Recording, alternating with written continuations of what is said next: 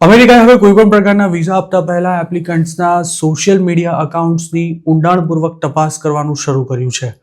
આ જ કારણ આગળ ધરી સ્ટુડન્ટ વિઝા માટે નવી અપોઇન્ટમેન્ટ્સ આપવાનું પણ હાલ પૂરતું બંધ કરી દેવામાં આવ્યું છે, જેના કારણે યુએસ જવા માંગતા લોકો પોતાની સોશિયલ મીડિયા પ્રોફાઇલ્સ ફેંદવામાં લાગી ગયા છે અને ઘણાએ તો પોતાના અકાઉન્ટ્સ પણ ડિલીટ કરી નાખ્યા છે. ત્યારે હવે એવી વાત સામે આવી છે કે જે લોકોના સોશિયલ મીડિયા અકાઉન્ટ નહીં હોય તેમને પણ અમેરિકા વિઝા આપવાનો ઇનકાર કરી શકે છે. બ્લુમબર્ગના એક રિપોર્ટમાં એવું જણાવાયું છે કે US secretary of state Marco રૂબિયોએ હાર્વર્ડ યુનિવર્સિટીમાં કોઈપણ કામ માટે વિઝા માંગનારા વિદેશી નાગરિકોની સોશિયલ મીડિયા પ્રોફાઇલ તપાસવા માટે કોન્સ્યુલર ઓફિસર્સને નિર્દેશ આપ્યો છે. વિશ્વભરમાં આવેલી અમેરિકાની એમ્બસીઝને મોકલાયેલા કેબલમાં એવું કહેવામાં આવ્યું છે કે ઓનલાઈન એક્ટિવ ન હોવું તે વિઝા આપવાનો ઇનકાર કરવા માટે પૂરતું કારણ હોઈ શકે છે. અમેરિકાના વિદેશ સચિવની એવી દલીલ છે કે આ નવા નિયમો ભવિષ્યમાં સિક્યોરિટીને લગતી તપાસ માટે પાયલટ તરીકે કામ કરશે. આદેશ ભાવિ અને વર્તમાન સ્ટુડન્ટ્સ, ફેકલ્ટીઝ, એમ્પ્લોઈઝ અને કોન્ટ્રાક્ટર્સ તેમજ ગેસ્ટ સ્પીકર્સ અને ટુરિસ્ટ પર લાગુ પડે છે. ટ્રમ્પ એડમિનિસ્ટ્રેશને આ પહેલા હાર્વર્ડ યુનિવર્સિટીના ઇન્ટરનેશનલ સ્ટુડન્ટ્સને એડમિશન આપવાથી રોકવાનો પ્રયાસ કર્યો હતો, પણ કોર્ટે તેના પર રોક લગાવી દીધી હતી. તો બીજી તરફ આ અંગે કોન્સ્યુલર ઓફિસર્સને જે આદેશ અપાયો છે તેમાં એવું જણાવાયું છે કે એપ્લિકન્ટ્સની સોશિયલ મીડિયા પ્રોફાઇલ્સ સર્ચ કરવી અને જે એપ્લિકન્ટ્સની સોશિયલ મીડિયા પ્રોફાઇલ પબ્લિક ન હોય તેમને તે પબ્લિક કરવાની સૂચના પણ આપવી અને જો ઓનલાઈન પોસ્ટ જોવા ન મળે તો તેવા એપ્લિકન્ટને શંકાસ્પદ માનવા.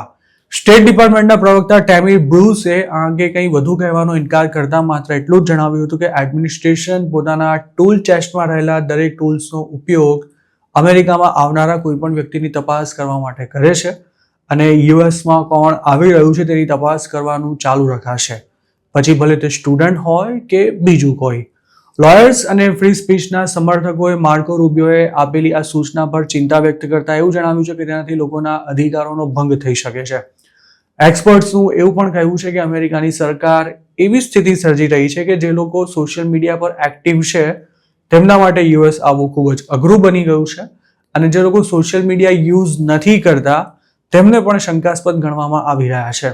અમેરિકા ભલે હાલ સ્ટુડન્ટ્સ માટે સોશિયલ મીડિયા સ્ક્રીનિંગ આકરું બનાવવાની વાતો કરી રહ્યું હોય, પરંતુ તેનો અર્થ એવો જરા પણ નથી કે વિઝિટર વિઝા પર યુએસ જનારાને તેમાંથી બાકાત રખાયા છે. જે પ્રકારના રિપોર્ટ્સ હાલ આવી રહ્યા છે તેને જોતા એટલું જ સ્પષ્ટ થઈ ચૂક્યું છે કે અમેરિકા લેન્ડ થતા ગમે તે વિદેશીનો ફોન ઇમિગ્રેશન ક્લિયરન્સ દરમિયાન ચેક કરવા માટે માંગી શકાય છે.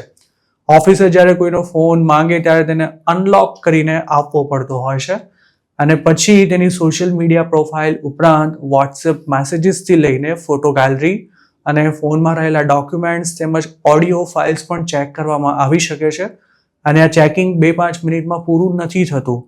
ઘણીવાર તો ઇમિગ્રન્ટ્સને માત્ર હેરાન કરવાના ઉદ્દેશથી જ તેમને કલાકો સુધી વગર કોઈ કારણે બેસાડી રખાઈ ધડ માથા વિનાના સવાલો પૂછવામાં આવતા હોય છે અને જો કંઈક વાંકું પડે તો તેમને ડિપોર્ટ પણ કરી દેવાય છે.